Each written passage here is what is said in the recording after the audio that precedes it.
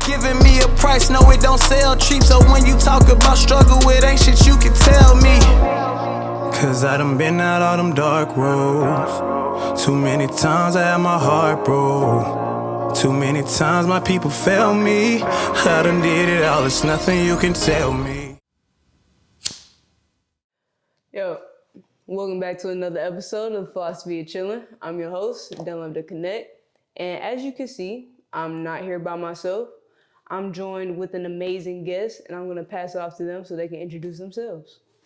What's going on, y'all? I'm DJ, a.k.a. Blood, Sweat, and Tears, a.k.a. Rax, professional basketball player, professional skill developer, professional trainer, and also an artist, rap artist. For sure, you can't forget it. Can't forget it. Can't. Thank you again. I know I've already said it before, but no, truly, thank you for taking the time out of your day. Appreciate you hitting me up. Oh, bet. Yeah. You already know. I saw your content, like I said before, and it's such an interesting way to explain what people sometimes consider to be rudimentary or like basic. Oh, I can just lift. I can do that. Yeah. Nah, bro. Like it's some other skills and other aspects of training and things of that sort that you break down very eloquently. Appreciate that. And I don't see that too often when it comes to that type of content. Yeah. Like you'll have your professional trainers, of course, but you add a level of creativity to it where it's like, dang, I ain't even trying to get in the gym right now, but like the way you talking about this made me really want to go and like put some work in. Yeah, for sure. I think my biggest strength when it comes to all of it, because a lot of stuff, like we all been taught different stuff, but some of this shit you got, can I cuss on here? Yeah, my bad. But yeah, most of this shit you gotta just figure out on your own. You feel me? So growing up, like if I ain't have a coach here or my pops here or a trainer here, like you gotta figure that shit out on your own. So by me being able to teach myself, you feel me? It's easier for me to teach somebody else because I've done it. You feel me? So I think my biggest strength to all that is my attention to detail. So like for somebody to go in there, I just had a client not too long ago. He was a new client and his dad was working him out. So, I introduced myself like, I'm saying? I'm a trainer. He actually went to Shiloh. It's the high school I went to. Okay, for sure. So, I went to introduce myself like, yeah, I seen your son play the other day or whatever. And I'm watching him shoot. And I'm telling him, like, I'm about to train if you want to join. And he like, oh, I ain't got no money today, da-da-da. And I'm like, nah, you good. I just want you feel me? Since he's Shiloh, he family, Shiloh family. Like, just let him join. Got in there, he was shooting for like maybe 5 minutes. Like back and forth shooting. He probably shot like 20 shots. And then I just let him shoot. I ain't tell him nothing yet. I just wanted to say how I shoot. So after the 20 shots, I adjusted this, I adjusted that. I adjusted his balance, how he's leaning back. I seen different stuff in his hands. And after that, it was like night and day.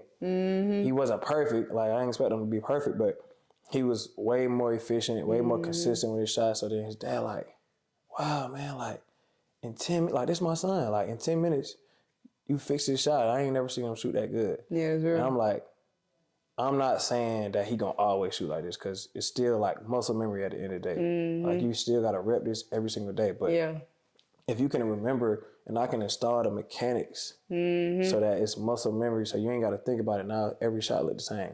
Yeah. Then it's going to be, you're going to have more consistency. That's facts. And basically I end up training him and his pops wanted to pay me anyway. That's smooth. Yeah. We love that though. Yeah. Like making income off just the strength of what you actually doing. Right.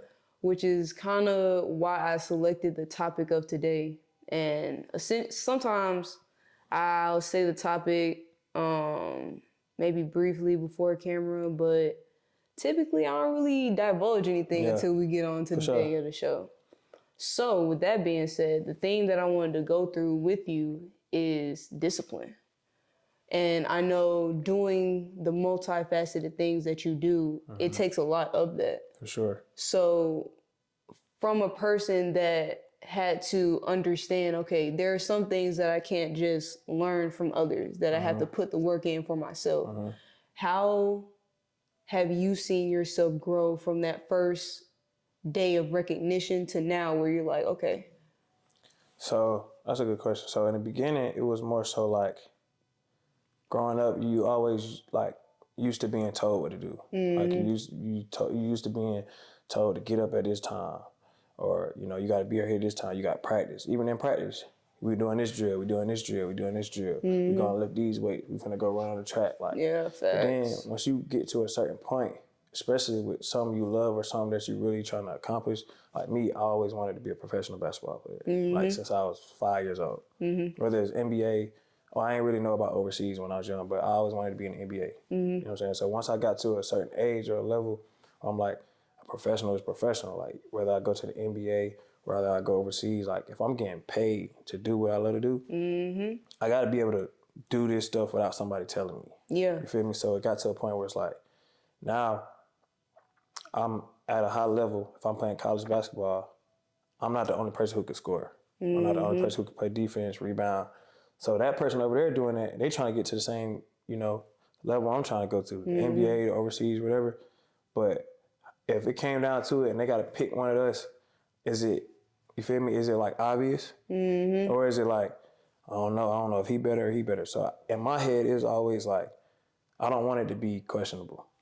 Ooh, You feel me? that's I want it to be good. where if I want to make sure that they know like he has no chance of fucking with me, I gotta do the extra shit. Yeah, that's And then it's real. like, you know, I don't have to have nobody to tell me to do this no more. It's like I know at 6 a.m. I need to go here and at least stretch. You feel me? Stretch, get some work in. It's always gonna be dog days, like days you like, bro, I do not feel like doing shit today. My body hurt. Like you got that voice in your head. Like everybody human. You feel me? Yeah, Human. yeah, You got yeah. that voice in your head. Like, you can relax today. You know what I'm saying? You And they can be lay like, back down. well, Yeah. Like even if you don't get up at 6, you can get up at 9. Go do the same thing. It's the same thing. No, it's a reason why you set this goal. I'm up at 6 because I know he not up at 6. Yeah. He not up at 6. So if I go there at 6 and I get my work in, I come home to the crib. I might eat, shower, take a nap, ice, whatever. I get back up there at 12. You feel me? He just getting there at 10. Yeah, that's So facts. I'm going there at 12. You finna walk out your first workout. I'm walking in on my second one. That's You know what I'm facts. saying? So like the discipline is it's a must. Like it can't be freelance. You can't freestyle it. Yeah, You can't that's just be real. like, yeah, I don't know what I'm gonna do tomorrow. I know I'm gonna put in some work though. No, like same with my content creating. Like I'm getting better with content creating because I got to be more disciplined with it. Like at first it was like I'm gonna go train. I'm gonna make sure I edit a video so people know what I'm doing. But now it's like, no, I'm gonna plan out. This is the training session I'm gonna do. This the hook I'm gonna have. This how it's gonna go. Is this gonna be a funny video? Is this gonna be an educational video? Is it gonna be both? That's You good. feel me? So it's like the more discipline you have with anything you're doing, whether it's sports, music, content creation, like whatever you want to do, like you have to have that first. That's You real. feel me? So that's my biggest thing on the discipline. Just know you can't really make deals with yourself. That's facts. Yeah. Please For sure. take notes. Like, For sure. nah, because even for myself, I experience that all the time because I'm always basically working around the clock. Like, I'll have late nights that go into early mornings just to go to sleep for a couple hours and gotta be up. Yeah.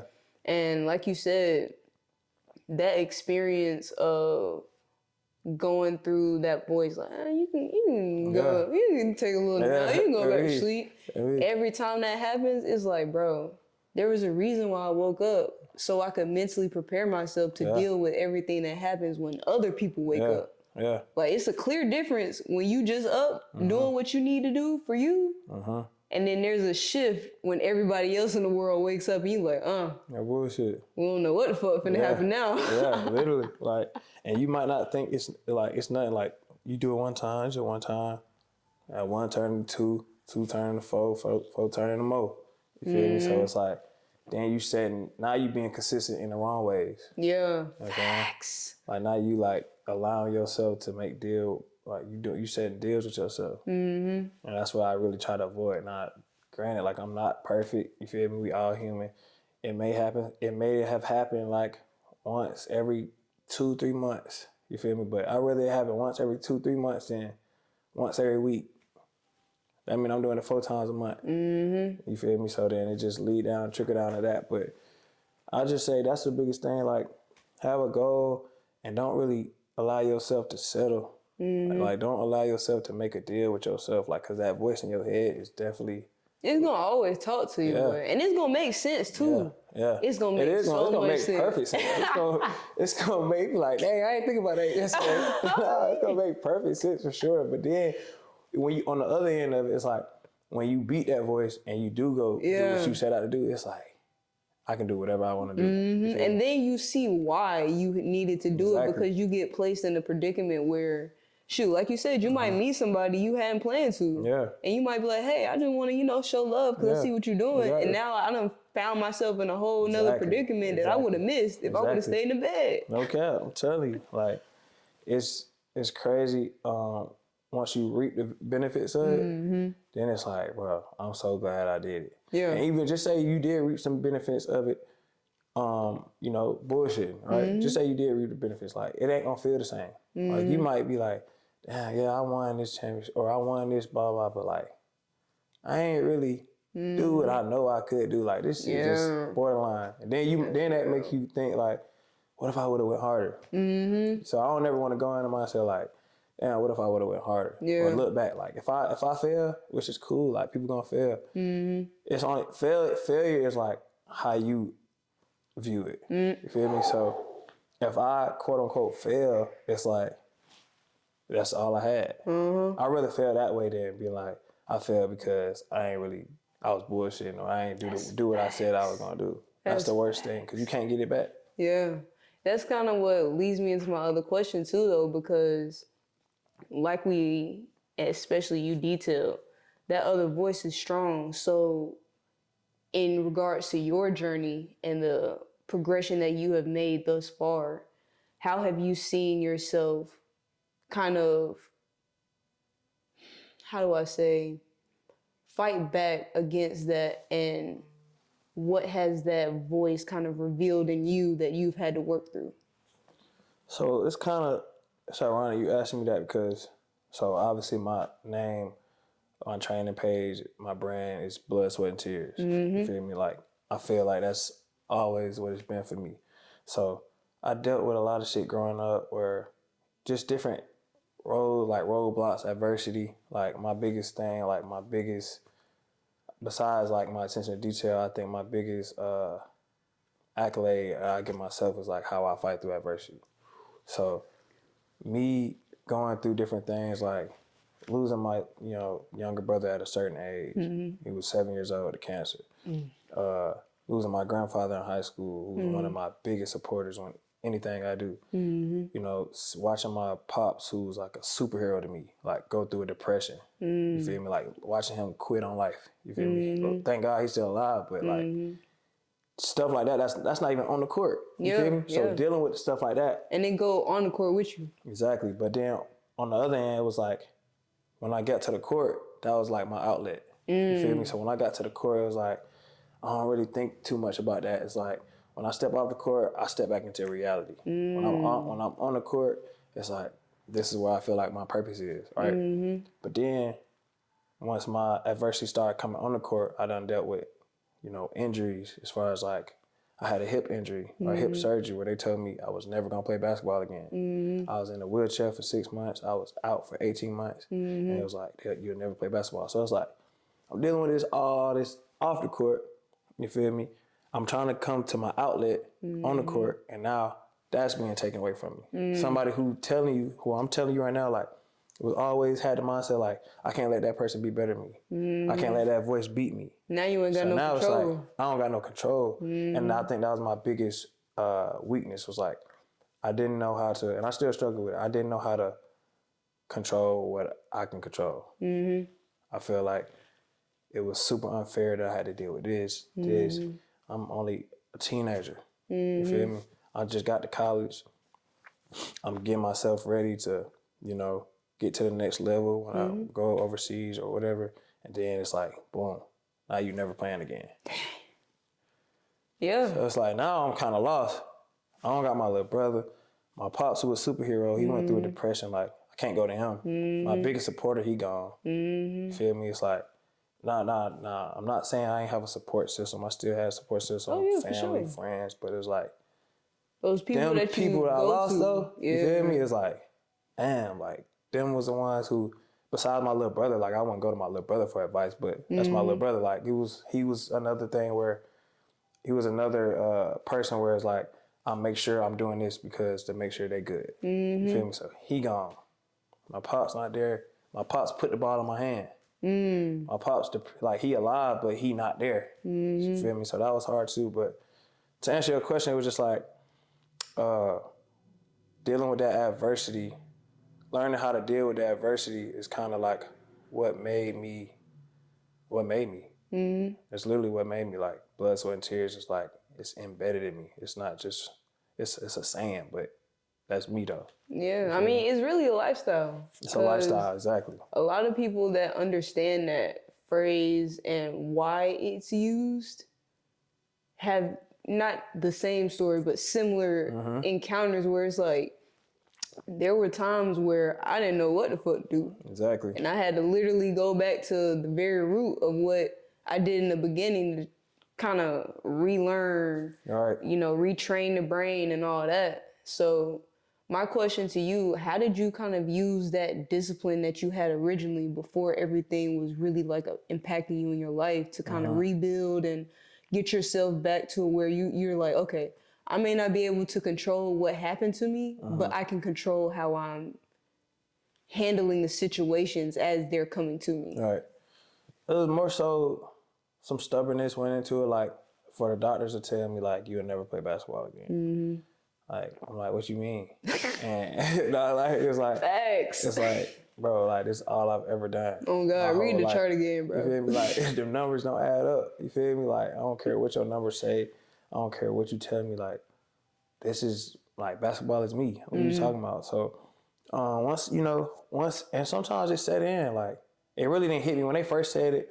It didn't even register. Like it didn't register even after I had my surgery. Like I had my surgery months after when COVID hit, and it didn't really hit me until I was in that wheelchair for like 2 months. And I'm like, damn, bro, like I really, even if I tried, I couldn't get up. So like watching like my family do everything for me, like I used to get mad at them, like I can do this shit, or I can do it. Or I ain't get mad at them. They actually got mad at me when I tried to do shit myself. Like they'll bring my food. They'll bring me some food or something. I eat it, whatever. I try to, take it to the sink. Like, they get mad at me because I'm like, bro. Boy, sit down. Yeah, so that's when it kind of started hitting me like, you know what I'm saying? Like, damn. And that voice came back like, maybe the doctor's right. Like, maybe you ain't gonna play. So then you start thinking like, what else I'm gonna do? You start trying to like cope with that. Like, all right, control what you can do. Control, you can still do this. Like, you can still do that. Then it was like, fuck that. Like, no, bro. Like, I'm snap myself back into it. Like, bro, once I got out the wheelchair, started walking on the crutches again, going to rehab, start doing the little things, I'm like, nah, I'm gonna show them. You feel me? It was more so like I was being stubborn. Yeah. They tell me for a regular person, they might not play again. But you don't know what I did to get here. You feel me? So like you can tell a regular person they not might play again ever And if they they might had listen. the same thing. And yeah, they might not listen. They might listen. They might not be able to play. Yeah. But not me. On me. You feel me? So I feel that. and that was 2020, so that was 5 years ago. And I'm still playing to this day. So but and that's like I said, my only song I got out right now is called Can't Tell Me. It's by Rax. It's not R dot, but RACKKS on all platforms. Can't Tell Me. It's literally all that what I just said is basically in a song. It's like, you know what I'm saying? I lost my brother at 7 years old, lost my pops to depression, like not physically, but you feel me? Like he wasn't there like, mentally. And that matters. Like, exactly. So then, the doctor telling me, you know what I'm saying, your outlet is not your outlet no more. Like all the shit I've been through, like it ain't shit you can tell me no more. You feel me? And I don't know arrogant shit, and I don't know cocky shit. It's like, what you gonna tell me is like, I done been through that. I done been through worse. So it really ain't shit you could tell me. yeah, You it's feel me? real. I'm still gonna be me. And I'm gonna keep that same mentality. Exactly. You feel me? I feel that. Now that's good. I mean, honestly, like a lot of what you said, not just pronounces itself and how it has been apparent in my own journey, but I'm pretty sure there are a multitude of people that can sympathize with that to a certain degree in their own experiences and journey. Yeah. And even when it came to that pivotal point where it's like, okay, I'm out the wheelchair, I'm doing the things that I am going to do at 1,000%. Because even me, like I was in 2 car accidents last year, and that shit was sickening to me because Sure. I love being in the gym. I love physical activity. Yeah. Like I need somewhere to channel that internal energy. And when that was taken away from me, I'm just like, bruh. You got to sit down. God sat you down, and it's like, bro, what am I gonna do? Like you don't even know. You really. It kind of helped me in a way too, cause I didn't really know who I was. Ooh, that's real. You feel me? That's Like real. I played ball, and I'm still growing up. You feel me? I'm still. When I had the surgery, I just turned 20. Just turned 22. So like, not saying that I wasn't an adult yet, but it was like mentally, I ain't really know who I was, and I ain't really know that until it was taken away from me. Ooh, You feel me? So ooh, that's real. that for sure, like helped me in a way. And now that I'm thinking about it, it's like God really, He don't make no mistakes. You feel me? So if He sat me down for 18 months. Maybe I needed to be sat down for 18 months. Maybe that hip surgery could have turned into ACL. Maybe that ACL could have turned me, you feel me? You never know what happened. Yeah. Like, we go through a lot of shit, and I tell people, you know what I'm saying, sometimes, or if they come to me for advice, like, we go through certain shit for a reason. If you were supposed to go to this place and your car broke down, and it was an important ass event. Like you feel like it was the most important thing in the world. Your car won't start, everything going wrong, quote unquote, for you, and you like, bro, it only happened to me, only bad luck. That was how I felt for a long time too. That's Like, real. like all the bad shit happened to me. But really, when you think about it, it's like you can look at it that way, or you can look at it like God saved you for something. Maybe your car broke down because you was gonna get in a badass car accident. You could have lost your life. So that event you talking about, you don't even get a chance to, you feel me? Yeah. To try to reschedule that. You feel me? It ain't no event. You know what I'm saying? So Facts. you can look at it like that. That's how I start getting better at controlling what I can control. Ooh, that's a good one. Yeah, That's a good one. That's for sure how I got better at controlling what I can. Now, like I said, like I'm gonna keep saying throughout this whole interview, like we all human. So it's still times where we be like, bro, why this shit gotta happen today? Or why this blah blah. But you just gotta have that in the back of your mind, like it's a reason for it. It's a reason for you not being able to make it to this place, or it's a reason why you ain't where you think you should be at this time. So typically I told you about the bucket list. I do that with my partner. And with this platform, when I hear something that somebody should be, taking notes on that platform we do gems, dropping gems. Yeah. But on this one, I just look straight in the camera. Because like if you wasn't paying attention, I'm looking at you to let you know, like, that's a good takeaway. For sure. That's a great takeaway. For sure. And honestly, like, even for myself, I can say I'm living that lesson today and actively am trying to apply that mentality of, okay, yes, you want to be here. Yes, you want to be doing this, or at least reaping the benefits of it in your eyes and your perspective. But there's a reason behind it all. Literally. And even if it doesn't come to you in the time that you want it, at some point it's going to reveal to you where the significance of it came from. And I'm just trying to give you your flowers on being able to identify that, yes, the voice is going to tell you what you like to hear. Yeah. Every time, because it's your voice. Exactly. It's your voice. Because it's really telling you like what you wanted to do if you didn't have that drive. You didn't have that. You know how like on the movies or shows and shit, you might have Yeah. like that shit real. Like it's obviously not gonna really pop up, but that shit real. Them the voices in your head. Like you got the conscience. It's gonna tell you like what's right from wrong, but you also got that. I don't want to call it the devil, but I want to call it like that the negative devil's side. advocate. You feel me? That's like the negative side. Like, bro, it's okay to relax, or it's okay to take a break right here, or it's okay to not do this, skip out one time, or it's okay to eat that food even though you know it's not gonna be, or drink that, or smoke that weed. You feel me? It's all right. That's because that's just human. That's your human wants you to do that, but the spirit gonna always tell you like what you need to do, and we don't always like to listen to the spirit because the spirit is not what we want to do. That's facts. You feel me? That's facts. Now, that's actually the next question I have for you, too, because once you take time and you start identifying with who you recognize yourself to be at that highest vision that you have, and you start, taking those steps towards it, there is still those relapse days where it's like, man, I'm back into my old habits and when I'm doing this and I'm doing that. So my question to you was, with being a trainer, an athlete, getting developed in your artistry, like how are you able to carry the principles that you apply in your physicality to your mentality to help you say like, hey bro, this is not you no more. This, if we're serious about getting to where we want to be, and we passed that.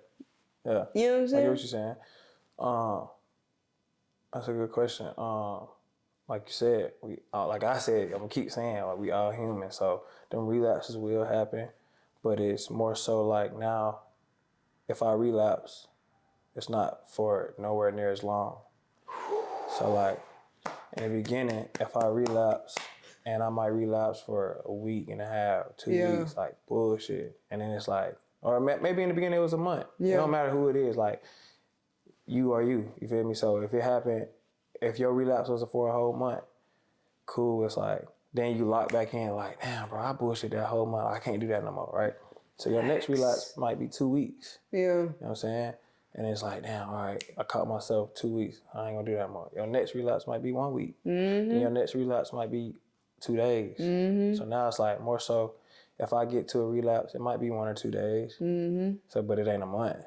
You feel me? So my partner, she got a brand. It's called Conflicted Motion. Ooh. I actually did a video giving her a shout out. So shout out Conflicted Motion. But Conflicted Motion basically mean, this ain't the exact quote unquote phrase, but basically, just like I told you, like slow motion better than no motion. Like no matter what you're going through, you're gonna be conflicted. You know what I'm saying? You're gonna deal with this. This might be in your way, but as long as you feel me, keep moving forward, then you got motion. That's real. You know what I'm saying? It's gonna be conflict. You're gonna have conflicted emotion all the time. You're gonna run through this, run through that, but that still go right there with blood, sweat, and tears. It's like, if you want to get to this goal, then you're gonna have to deal with that. That shit ain't gonna always be downhill. You gotta go uphill sometimes. Facts. You know what I'm saying? So, No, I feel that. And honestly, that's a testament to just the journey that you put yourself in, because you didn't have to acknowledge all that. right. You could have just been like, shoot, I'm gonna just do what I can to do. You know what I'm saying? Show up. If it go, it go. If it don't, for sure. But the intentionality is, in a way, special because you developed it for yourself to understand so that you could move forward in the best way possible. For sure. And I think it's just the experiences that I went through also helped me with that. So like a perfect example is like I tell you about my pops. I keep telling you about my pops. My pops went through a depression. So my pops went through a depression for like 3 years. And I'm watching him just give up. You feel me? Like, he won't come out. I'm living in the same house with this man. Like, I don't see my pops for weeks. I'm living in the same apartment, not even a house. Like, apartment half the size. It's like, I ain't seen my pops in 3 weeks and we under the same roof. You feel me? So watching him give up and, seeing how that affected me, it's like, I learned from that. Yeah. I can't give up. Yeah, that's true. I still love my pops to this day, but like, I would never give up like that. Because for one, you're not only hurting yourself, you hurt everybody around you. Like, you got a son. You feel me? And one day I'm still gonna, my pops still, you feel me, dealing with his own shit. So like one day I hope we really get this talk like this. But by him doing that, it did help me, you know what I'm saying? But it really hurt me, especially growing up until like my teenage years. And this one I'm getting like 17, 18, 19.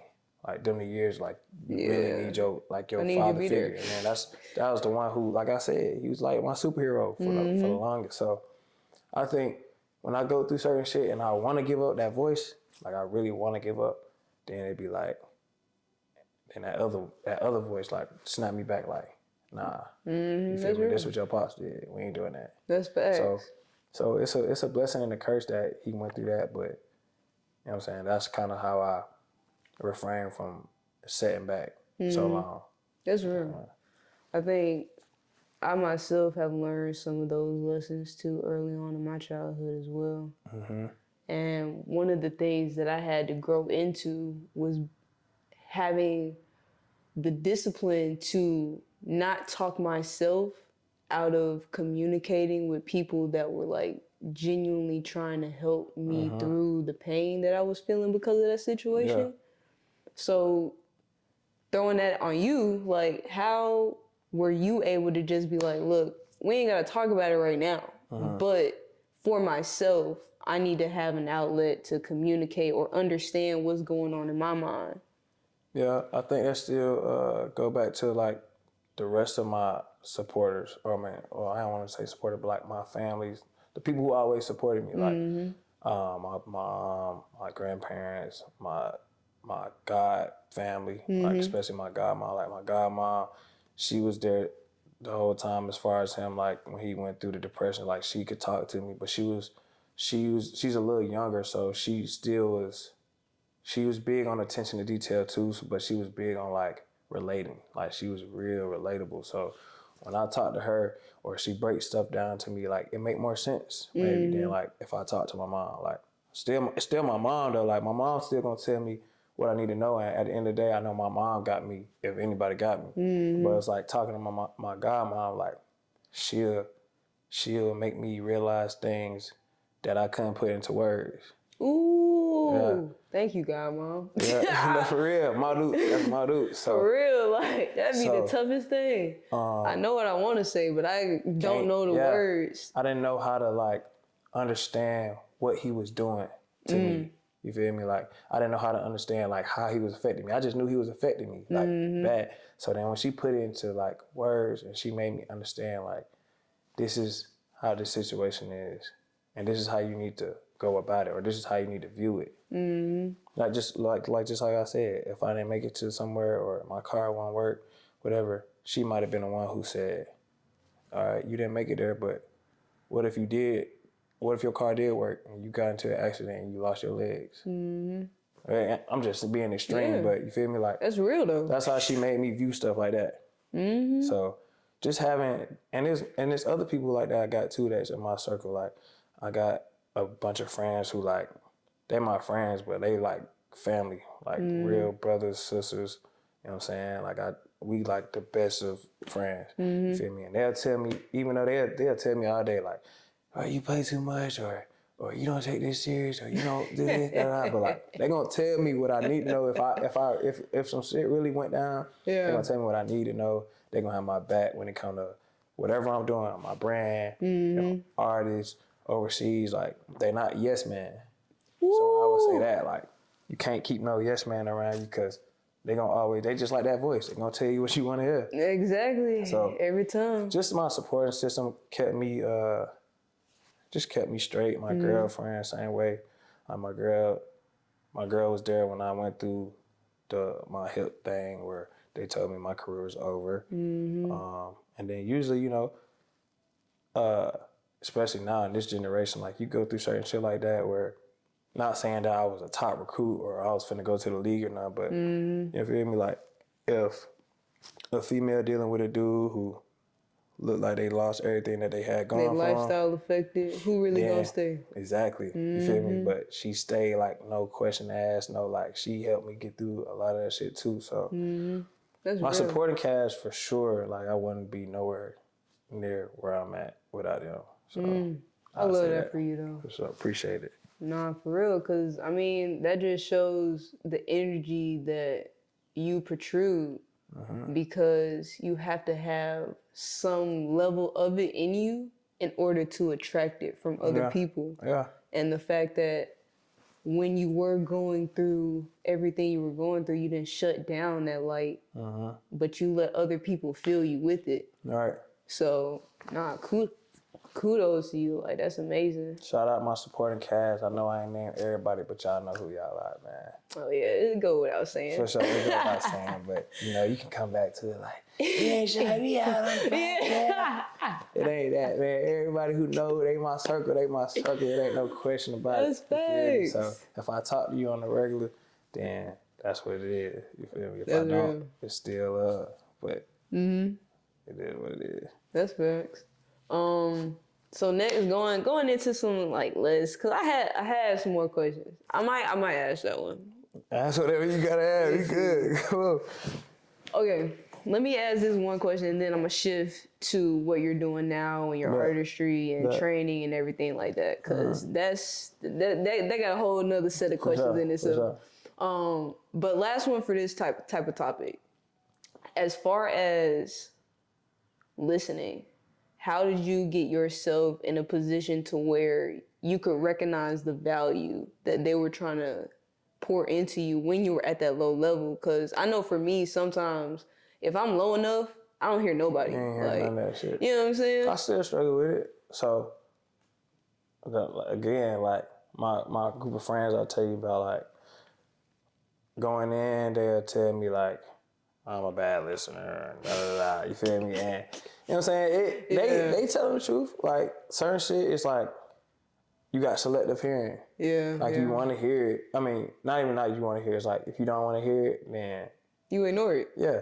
So you hear it, but you're not listening. Yeah. You know what I'm saying? That's the difference. It's a difference between hearing something and listening. But as far as like, when I was going through what I was going through, it's like some points, you know, people come with positive energy all the time. Like, you gonna get through this, and I remember when you did this, but it's like, bruh, sometimes enough is enough. It's like, if you feel like you hitting your breaking point, it's like, I ain't trying to hear that shit. Like, I ain't trying to hear Because I can't do that now. Exactly. I ain't trying to hear that I'm gonna bounce back, because, like, right now, I can't see that. You know what I'm saying? But just, man, you just gotta trust yourself. You gotta trust God first. You know what I'm saying? That's really what it is. Like,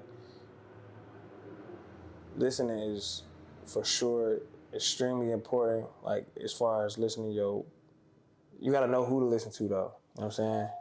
It's like, if you got somebody like them yes man, it's hella yes man in the world. Yeah, facts. You can't listen to the yes man, because like I said, they're gonna tell you what you want to hear. The people that you butt heads with sometimes, when they telling you about yourself, they're the ones you gotta listen to sometimes. Yeah. They ain't not always right, because they human too. Yeah.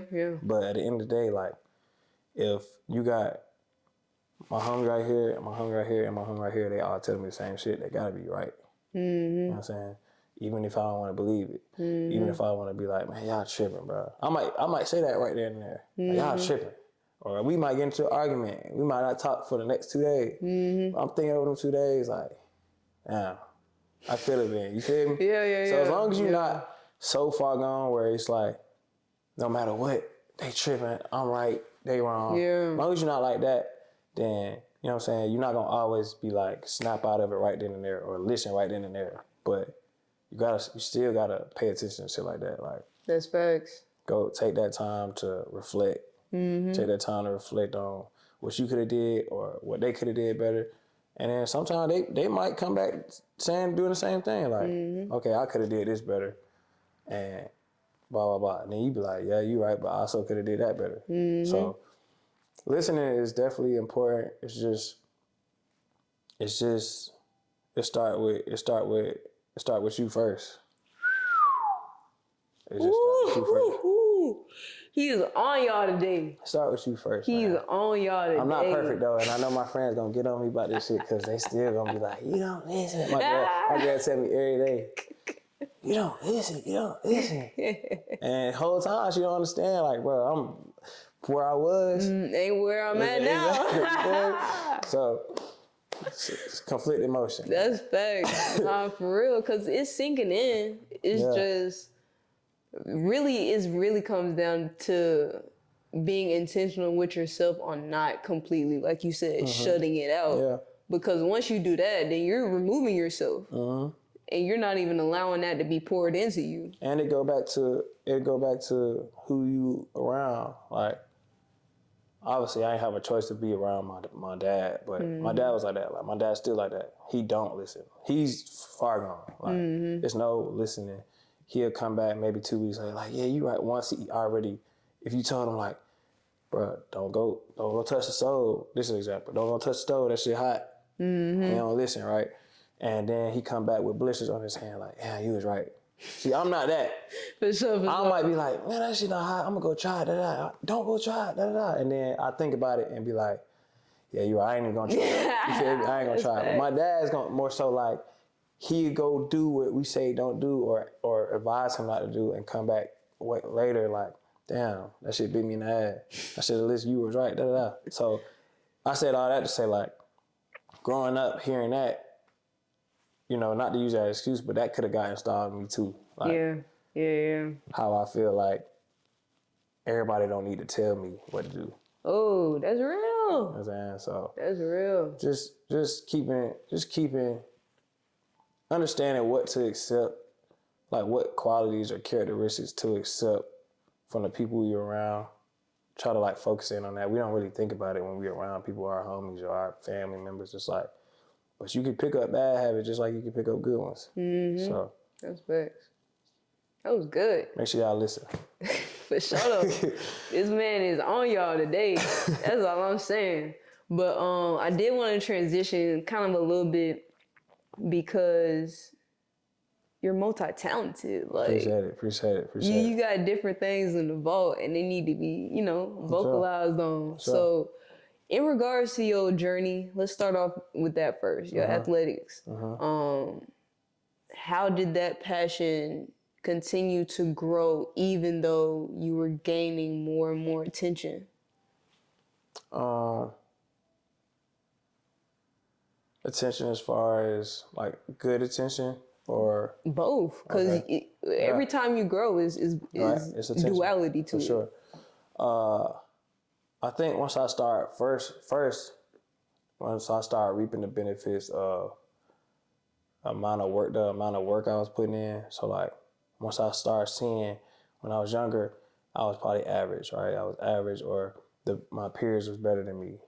But then once I start reaping the benefits of constantly working, like them 5 a.m. workouts before school, going to school, practice after school, then go work some more, you feel me? Like once that started building up and I get into the game, and at 14, I become like number 7 player in Gwinnett, you feel me? Like that kind of is where I started like the work showing. So once that work show, it kind of drive you some more. It drive you more like, damn, now I got to keep going. Like it made me want to go back to the weight room. It made me want to go back, do them sprints, or it made me want to put up more shots. You feel me? So like once you start getting a taste of, you know, what you've been working for, then it just make you even more hungry. You know what I'm saying? As far as the negative aspect of it, and I say negative like the injuries and stuff, it was like bouncing back, just wanting that feeling again, like wanting that feeling of you know, when you like I said, when you reaping the benefits, you feel like you're on top of the world, especially when you feel like you earned it. Like when you feel like you put in all that work, and then now you like a champion. Now you got championship rings, and you feel me. You top players, one of the top players on your team, if not the top player on your team. It's like you can't forget that feeling. You know what I'm saying? So once you hit the other side where the shit hit the fan and you hurt, and now you trying to bounce back, it's like that's what kind of drove me. Like I got to get back to that feeling. Yeah. It's like I don't do drugs, but it's like if somebody get high, they obviously like the feeling of being high, right? So they want to get back to that point. So that's what makes them become addicted to it, because they like the feeling. I love that feeling that I felt when I was top player or got this award or won this championship or won these rings. You feel me? So when I was hurt, that's kind of what drove me. Like, not only I still want to be a pro, but I want to feel that feeling like I was a champion again. That's real. So that's what drove me. That's real. I like that because, as you said, that addictive feeling of, okay, I know what it feels like to be on the top and knowing that I have the skill sets to maintain it and even grow it. And sometimes there are people that get so hyper focused on it to where it becomes a bad addiction instead of it being just that elated satisfaction of things you're already doing. So my question to you is, because I know a lot of people that have experienced those highs and they stay in it. They're just like, okay, this is where I got my success from. I'm just gonna keep this. I'm just gonna. So how did you be able to feel that and then be able to say, okay, well, I mean, I love this. I love that feeling, but at the same time, there's more that I can be doing, and then transition into training and everything else. It's more so it was just more so timing. Like I said before, like I felt like why this happening to me when the doctors told me my hip wasn't, or I had a 6-year-old hip and I was never gonna play again. It's like why it happened to me?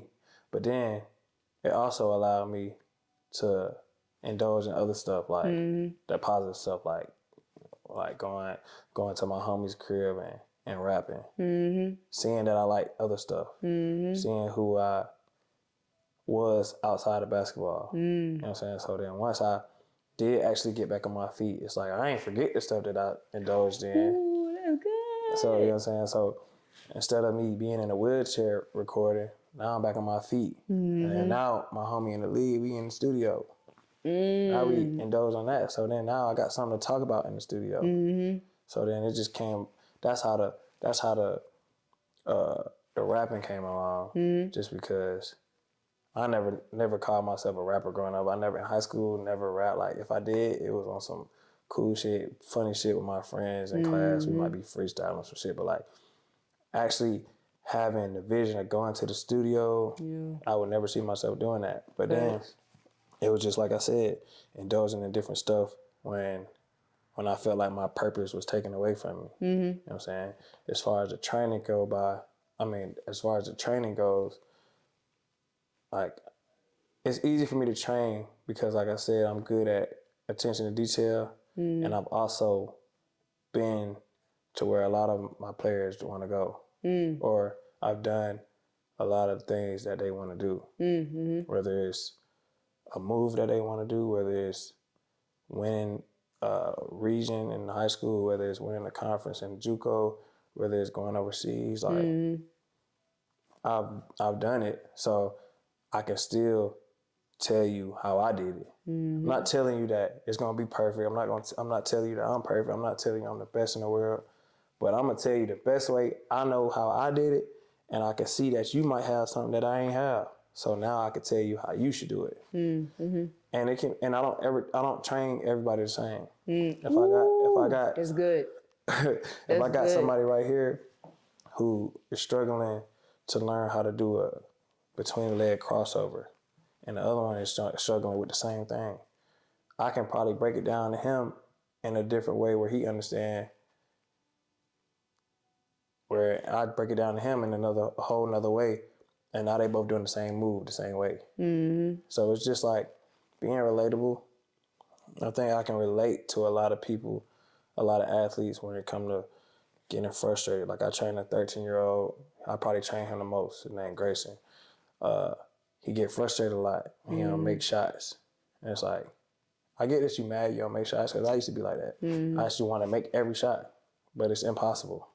So if you know you're going to miss, why are you letting this miss affect your next shot? Yeah. Let's make the next one. Ooh, that's good. So that's good. I'm just real relatable as a trainer because I've been there. Not saying that it's not good trainers that can't train because they never played on a certain level, but it's easier to learn from somebody who's actually been in the situation than somebody who ain't. You feel me? Yeah. It gives dynamic advice. Right. That's real. Right. I love And that. then me still being able to be active, I'm not just putting my players through like cone drills, like, or just telling them what to do or while I'm standing on the side. Like, I'm actually indulging in whatever you're doing. So if y'all tell you to do this drill right here, I might be the one guarding you. I'm telling you what to do. I'm telling you the drill to do, so I know where you're going. So if you can beat me in the drill that I'm telling you what to do and I know where you're going, then how can somebody who doesn't have any clue what you're gonna do stop you? You know what I'm saying? That's So real. I look at it like that. But I love training though. I still want to play, but I love training just because I feel like I'm helping people get to where I want it to be faster. Ooh, that's good. Yeah. I Instead of like them that. having to figure it out on their own, which a lot of shit they still gonna have to figure out on their own, but certain shit where That part you can control. right, but certain shit where I had to figure out on my own, if somebody could break it down how I'm breaking it down to them, I could probably be at another level. So That's I just real. try to make sure I do that. That's facts. Yeah. Giving back. Love that. All right. Now, going specifically into your music, one, how did it feel when you got into the booth for the first time? And then two, now that you've had this experience of putting in, effort to create a song, it don't matter if it's just one or none, but still, like, being able to go through those periods, do you think there is a future for you to continue to grow? That is a great question. So, first, to answer your first question, the first time we got to the studio, bro, I was like, I'm still with my homies. So it's like, yeah, I'm with my homies, but now this is the real deal. So Oh, that shit's God. kind of like, you go in there, voice a little shaky a little bit, you know what I'm saying? You a Hell little yeah. nervous as hell. Everybody in that bit listening. Yeah, they listen. It's awkward because now it's like, it's awkward. It's awkward as hell because now it's like you said, everybody listening, and then me knowing how it sounds with my headphones on my head, and just say you right here next to me, my headphones on my head, you can't hear the music. So cool, I'm doing this to the music, and it might sound some way to me, but I know it sounds different to you. It sounds crazy to you. So me, just overthink. I'm an overthinker too. So me overthinking like that, like, I don't want to sound this way. I don't want to look this way. Thanks. But then it's like, once you start hearing the potential of what some shit could be, it might be like, fuck it. Then, you know what I'm saying? I am going to admit, like, the first time we went to the studio, or maybe the second time, like, we had little drinks and shit, so it probably eased up. And then I did some shit where it was like, damn, I had that in me. You feel me? So, like, I don't want to have it where it's like, I need liquor to do it, though. Yeah, that's true. But that liquor did show me, it kind of eased me up. Like, I wasn't that nervous no more. Yeah, it dropped that boundary. Yeah, so then once you feel me, did that, I might have been a little lit on the mic.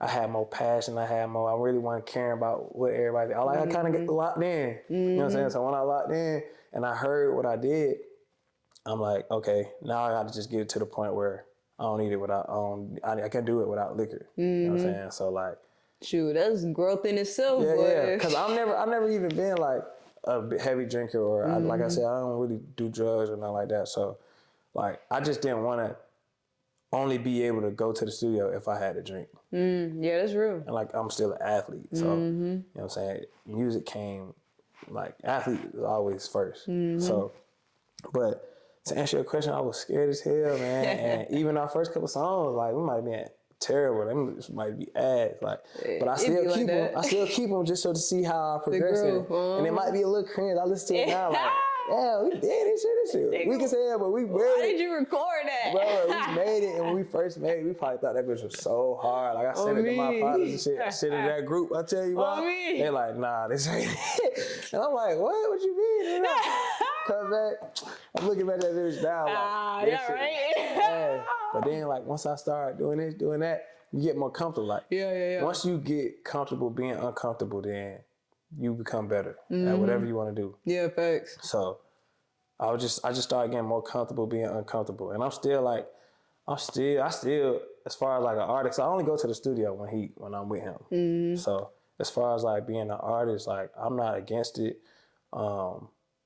If my music got put out there and more people was able to hear it, I'm sure like a lot of people like it. Like I had a couple radios hit me up saying trying to play it, but I was going through, and I had to pay a little fee and stuff, so I wasn't trying to do that. But I was really just focused on basketball. But I'm pretty sure like the more people who hear it, because every time I, you know what I'm saying, get feedback, even from the people who I know gonna tell me the blatant truth. Like it's always good. Yeah. Like it's always like, bro, it's a like genuine ass song. Like the vulnerability in your voice, I can hear it. Like this shit real, and people can relate. One of my other closest partners, he's a real artist. Like his name is Malcolm. Shout out She Love Mal on Instagram. But he, like, that nigga is super talented when it comes to singing, writing songs, just like melodies, harmonies, whatever you want to do. Like, he's super talented. Like, he can hear he can hear a beat one time and be like, all right, we're gonna do it like this. You feel me? Like, he's super talented. Like, I go to the studio with him, like, I don't even go to the studio to get in. I go in the studio just to listen to him. Yeah, real. And he like a real master at that shit. So he heard my song.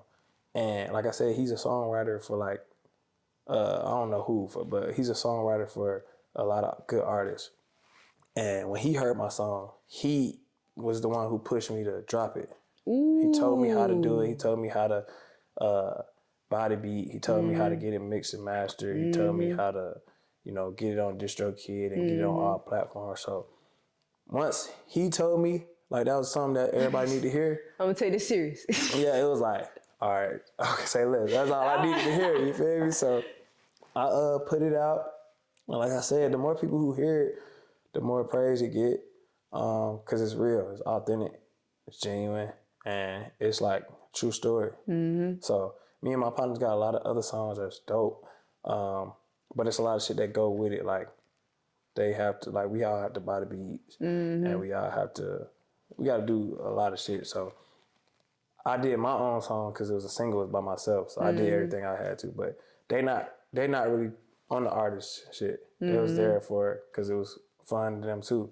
But it's some shit that we got that's hard that we just sitting on. But to answer your second question, I'm definitely not against it. Like, I'm not really shy. Like, if I had to perform a song, I could. And then it's just really about being able to repeat. You feel me? So I can't go one hit wonder, like, which I can do. Like, if I sit down and come up with some shit and, you know, take my time with it, I can make another good song. I can make multiple good songs, but I don't really do that on my off time because I'm so focused on, you know, basketball, training. But I'm trying to be like a master of all trades instead of a jack of all trades. Ooh, I like that. Yeah. I like that. I like that because it implores diversity and it means you're committed to always growing because to be a master of all trades, you have to be willing to open yourself up to the ups and downs of learning as you're going. For sure. Because me personally, like if I go into something, I don't want to really halfway do or half-ass. I want to be, and I'm such a competitor. Like I want to be great at it. Like I hate losing so bad. Like it don't matter if we playing tic-tac-toe. It's like, how you beat me, bro? I gotta figure out how to beat you every single time. So I just look at that as far as anything I'm doing. Like, bro, we even play some great games, bro. Yeah, I swear. I seen some little cards. That's how much of a competitor I am. When I was standing next to the camera, I seen you had some little cards out there. I was like, what game they be playing? But like even my homie, like my friends, I keep telling you about, like we all be having like game nights or whatever. And they know how competitive I am. I'm so competitive, and I like to, like, since I am so competitive and I make sure that I try to win so bad, then they start trying to say I'm cheating and shit. But I really don't be cheating. They just don't understand like how he winning so much. Hey, bro, let me tell you something. My bros hate it when I come to the game night, bro. Like, I'm telling you, bro. They just be like, like, how you do that? Like, hey, bro, strategy, bro. It's just like, bro, I just find a way to win. Sometimes that's what you gotta do, just find a way to win. So even if it takes time and you gotta fail and somebody feel you're like... going to have to fail. You know what I mean? Everything you do, like, to succeed, you have to fail. There's no way you never did something you were just perfect at it every time.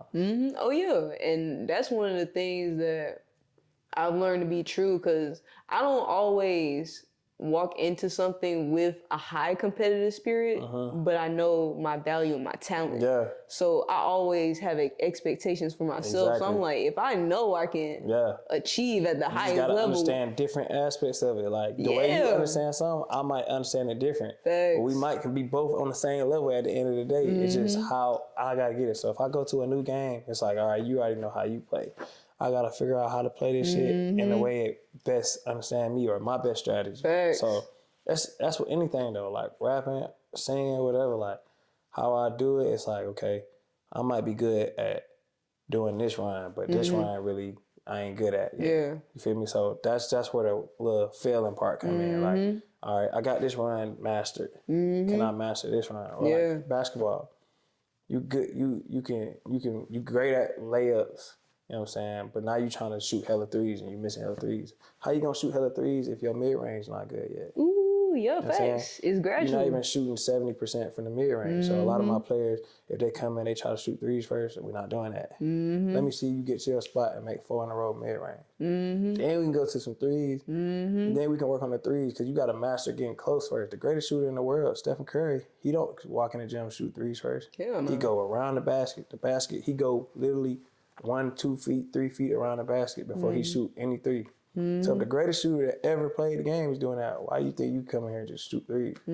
So baby steps, just master each element, and then once you master all them elements, then the whole thing is mastered. Facts. Nah, for real though. Yeah. So we are getting to the end of the episode, and what I typically aim to do is pass the mic off to my guests to let them ask me any questions that they may have pertaining to this topic of discipline or not. So I wanted to go ahead and pass it off to you. That is, all right, I see, I was off guard with that. All right. Damn. Okay. I probably shouldn't ask you all them damn questions before the interview. So Hey, that is no problem. I'll answer anything, man. what do you feel like, so I don't really know much about as far as like what you had to go through. You know, I know you just said you went through the car accidents and you had to sit down for that, but like, even with the car accident, like, did you already know like who you were before that? It's kind of different because, like I said, basketball was always my thing. So basketball was always my purpose. So I played sports. That's how I knew I was. Like I knew I was basketball. But like, does that kind of apply to you in a way? Like were you doing something that you feel like was your purpose, and then the car accident kind of, you know, held you from that, and then you had to explore some other options, or did your mind run different places as far as like who you really were? No, I appreciate that question. I don't think anybody has ever asked me that, honestly. Damn, I gotta think about that. Blah, blah, blah. That's all good, yeah. Dang. Well, okay. I always gotta start from the beginning. So before the accidents, as far as knowing myself, what I have grown to understand because of that situation is the fact that a lot of the things that I knew to be true, I held internally. And externally, I had a lot of like filters and boundaries because I was always surrounded by great people, but they would try to put their aspects of what they thought to be true on me. And I would see it, listen to it, and internally, I'll just make the decision like, yeah, you got me fucked up, but I'm gonna be respectful to you in person, in this physical world, so that you don't feel no type of way and we ain't gotta go left with nothing. But what I found to be true when I was, after the accidents and everything, it pushed me to be more vocal, transparently, upfront the first time around. Because sometimes I'll notice something and I'll be like, you know what, I'm gonna just let it play out and see how it goes. If I'm right, then I'll say something. If I'm not, then I'll let it go. But being in that predicament and being frustrated and not having a physical outlet to channel all that internal energy that I would just put into it, it really forced me to be like, okay, how can I push myself to be vocal because I can't put it out in a physical activity, if that How makes you sense. would before. That makes sense for sure. That definitely makes sense. Yeah, but to answer the other part of your question, knowing myself, I think I'm still growing to know myself. A lot of the things that I know to be true for me comes off of a gut feeling. And a lot of the situations, even like I was telling you before this platform, like I had this idea and it sat with me for like years. And I was just like, you know what? I'm not gonna do it. I'm not voice in your head. you know what I'm saying? I don't need to be in front of camera. Like, I don't want no problems. Like, you know what I'm saying? Let me just help other people do what they need to be doing for them. And because I can see the value in that. And that's where my skill sets lie, into helping others.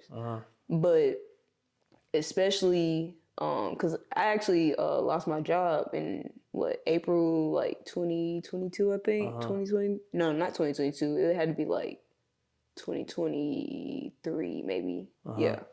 And when that happened, it was like, okay, well, for one, I was doing this job because I wanted to educate myself more on how I could help people. Because I had friends that were rappers, producers, and I was working with a consulting company that was working with Warner Brothers and Amazon Studios. And I'm like, okay, well, let me get cool with these folks so, you know, I can help my folks That place out. taught you that. You know what I'm saying? Yeah.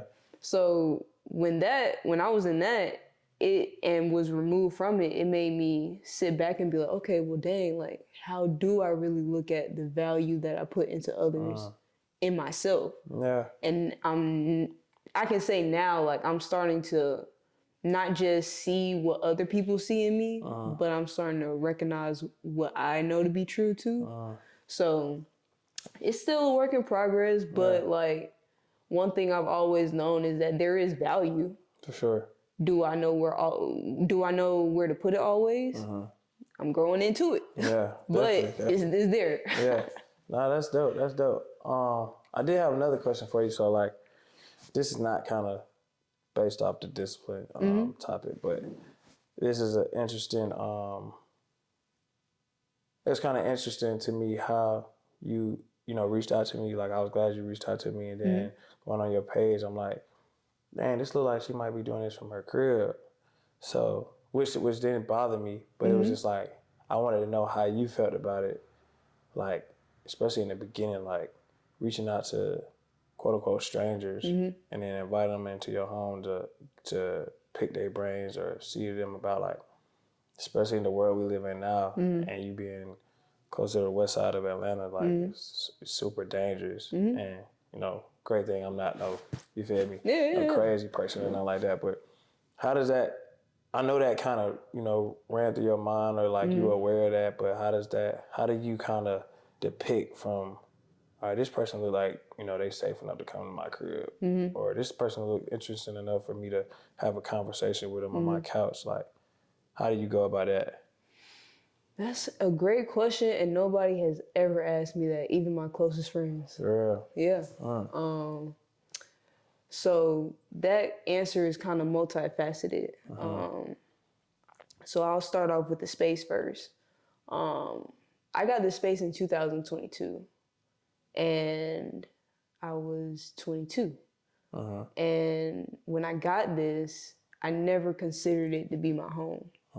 I considered it to be solely my business. And I wanted to get a property that I could create a safe environment because of where we're at. And, I told you where I grew up too. You know what I'm saying? I'm not new. You used to it. You know what I'm saying? So it's like, I know the people I hang around, and we need somewhere to go because the other options are not working. Right. So when I got this space, I was like, okay, cool. Of course, it's smart for me to have my stuff in the bag, do what I need to do, cool. But at the same time, this is my studio. I'm not here for me. I don't even consider my residency here to be permanent. It's temporary. So it's like, okay, what do I need to be doing to get more people in so that other people know that there is a space where you can freely create at whatever level you need to before you have to go back to the real world and go to the major studios, somewhere that you just feel comfortable enough to relax and that you can be welcomed into. So that was my mentality about the space. So when it came to reaching out to people, I'll talk about the safety first. That never ran through my mind, bro. I'm not gonna hold you. Dang, that's crazy. You on the west side, that never ran through your mind. That never ran. But I'm crazy, bro. Like, it's cool. And like I told you, like, it's the philosophy of chilling because I don't want to get to that level. Yeah. And that's what they say, philosophy of chilling for sure. Yeah, for sure. Nah, I respect that though. Like, I love what you're doing. I just know the reality of everything though. Like, it's just like I ain't never even tell you this. Like, I did life insurance before, so when I did life insurance, I had to go to people's cribs, and I was super uncomfortable with that at first. Like, first of all, like, I'm a big black, I'm an African American male. You feel me? Coming to your doorstep, trying to tell you about. Yeah, y'all need to let that shit go. But at the same time, I don't regret life insurance is definitely. We ain't gonna get on that, but I don't like.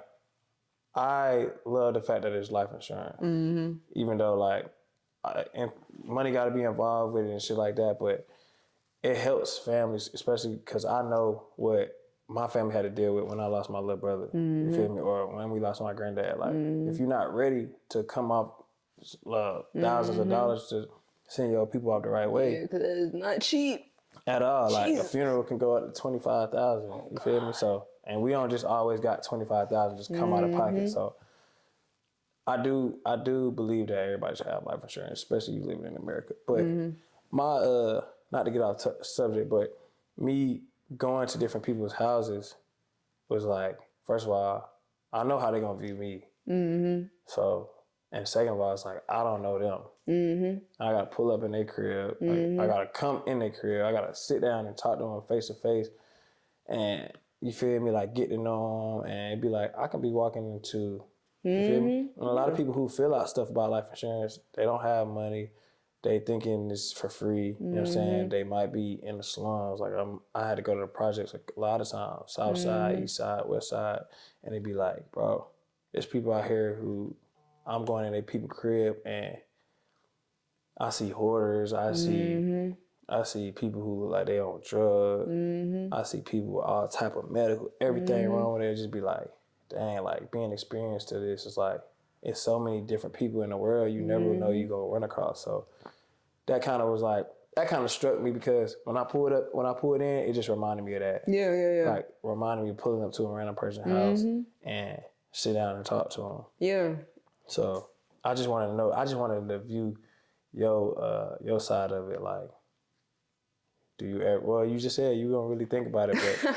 I mean, I always come prepared. Like, one thing I do value about the way that I think, it don't matter if it has never happened to me. I don't have to be placed in the situation for me to be ready. Right, you know what I'm saying? Right. So when you asked about, like, how do you know who to reach out to and what I've come to understand, because honestly, like I told you, I was doing, the bucket list stuff. So I've been in the city for quite some time. Like, I've always been around different people, and different people have always been gravitate towards me.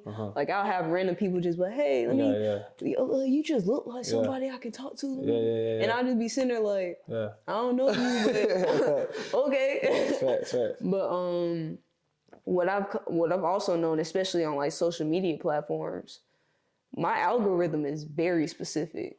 And even if because I have friends in all spectrums, like, it don't matter if you deem it as good, bad, ugly, what have you. Like, I know people in every category. So what I've had to learn over time is to just be open to where somebody is in life. And I try to see the light. And when it comes to social media, I am a strong believer in people's personalities show through what they post and everything else. And like I said with your videos, I can tell you care. Like, I know you took time. that doesn't come from nowhere. Yeah, yeah, So yeah. it's like when I see things like that catch my eye, It kind of help you yeah, decide. yeah. Okay, I okay. listen to my gut every time. Yeah, Like, yeah. fuck the rest of that shit. That's dope. That's dope though. That's dope though. That's smooth. I like that. I like that for I sure. appreciate it. Yeah. No, that's definitely dope. Nah, that's all the questions I got for you. I fuck with this though. Appreciate Thank it. you. Appreciate you hitting me up for sure. Definitely can do something in the future. I don't know what, but definitely for sure. Once you in the community, that's why I reach out in the way that I do, because I would have had this conversation with or without the camera. Yeah. Like this is For all sure. coming Yeah, from it's me. genuine, for sure. So yeah. it's like any person I connect through, especially pertaining to this platform, call me like shit. Let's go. I got people that I met in North Carolina, and they like shit. I'm coming down to Atlanta. Yeah. We gonna do something. Like hell yeah, come on. For sure. Yeah, that's smooth. That's hard. That's all the questions I got for real. How you your interviews? Would you put them on YouTube or what you do? So YouTube, Spotify, Anchor, that's the same. But there's also Okay. another platform called U42. Okay. I see you post like snippets and stuff on your Instagram. And always, what I'll do is for my guests specifically, I'll send you all the information and links of where your interview is when it comes out and everything else. Bet. So you'll know for sure. Say less. Hopefully we can get I'm gonna send you my song and everything. Hopefully we can get that on there or something like that a little bit so they can hear some of that or hear a snippet of that or whatever. But yeah, I played in the intro. Yeah, for sure. Appreciate it. And I'm gonna send it to you anyway so you can hear it and since you know so much about me, like a lot of people who hear the song, they don't learn about me until they hear the song. So now that you know about me and then you hear the song, I think it's gonna hit you a little different. So no, I'm ready for it, man. I'm ready for it. Appreciate it though, for sure, man. This is a great interview, man. I'm gonna make sure I send this out to different people. The philosophy of chilling. We chilling, man. So we just chilling. I try not to make this shit up though. You know what I'm saying? It's real for sure. We're gonna get that gonna get more people exposed to it for sure. So. Much love, man. And like always, we can sit here and talk all day, but y'all got to go. So I'm gonna pass it off to you, and you let them know where to go to find you and everything else. Yeah, man. Y'all go on Instagram, TikTok, _blood, sweat, and tears. We can write it out. Yeah, blood, sweat, and tears. BLOOD, sweat, tears. That's wrong. Blood, sweat, and tears. My fault. Go find me on Instagram, TikTok, _blood, sweat, the letter N, tears. Yeah, and they always gonna be tagged in any content that come out and in the bio below. So you'll know for sure. Y'all follow me, man. Y'all follow me. Lock in. We moving on to bigger things. Always. And with that, we out of here. Let's do it. Peace.